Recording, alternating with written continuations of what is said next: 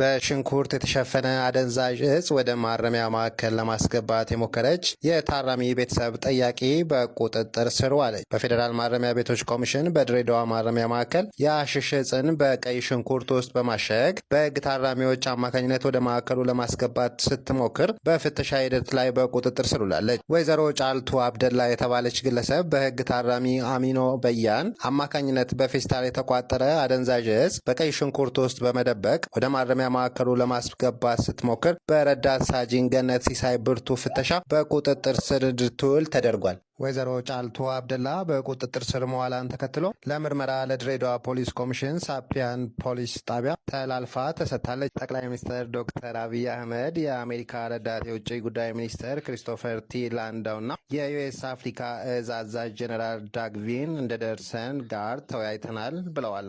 ቀጣይነት ያለው ትብብርና መከባበርን አጽንኦት ለሰጠው ደማቅና ገንቢ ውይይታችን ምስጋናዬን አቀርባለሁም ብለዋል ዶክተር አብይ አህመድ። የአሜሪካ ረዳት የውጭ ጉዳይ ሚኒስትር ክሪስቶፈር ቲ ላንዳውና የዩኤስ አፍሪካ አዛዥ ጀነራል ዳግቪን አንደርሰን ወደ ኢትዮጵያ መምጣታቸው ይታወሳል። ለ90ኛ ዓመት ክብረ በዓል የሚያከብረውን የኢትዮጵያ አየር ኃይል ፕሮግራም ለመታደም አዲስ አበባ መግባታቸው ይታወቃል። ዛሬ ደግሞ ከጠቅላይ ሚኒስትር አብይ አህመድ ጋር ውይይት ማድረጋቸውን ጠቅላይ ሚኒስትር አብይ አህመድ በኦፊሻላዊ ፔጃቸው ላይ ገልጸዋል። ድሮክ በሆቴል ኢንዱስትሪው አዲስ ታሪክ ሊሰራ ነው። በአዲስ አበባ ብቻ 5 ዘመናዊ ሆቴሎችን ይገነባሉ። ለ32ኛው የዓለም የአየር ንብረት ለውጥ ጉባኤ 1500 አልጋዎችን የማዘጋጀት እቅድ መንደፉን ተናግረዋል። ሚድሮክ ኢንቨስትመንት ግሩፕ ኢትዮጵያ ለምታዘጋጀው 32ኛው የዓለም የአየር ንብረት ለውጥ ጉባኤ ዝግጁ የሚሆኑ 5 ዘመናዊ ሆቴሎችን በአዲስ አበባ እንደሚገነባ አስታውቋል። በአዲስ አበባ የሚሰሩትና የሚታደሱት የትኞቹ ናቸው?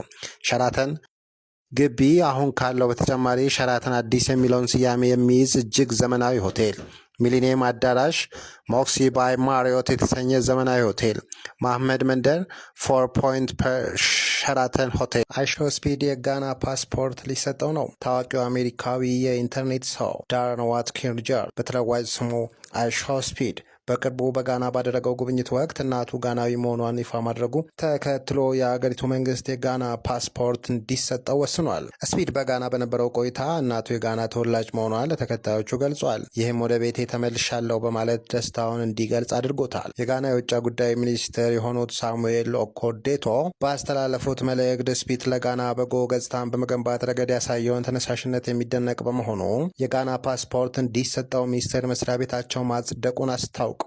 ሚኒስቴሩ ስፒድን ለጋና ተገቢ አምባሳደር ሲሉ የገለጹ ሲሆን በዲጂታል ሚዲያ ያለውን ግዙፍ ተጽዕኖ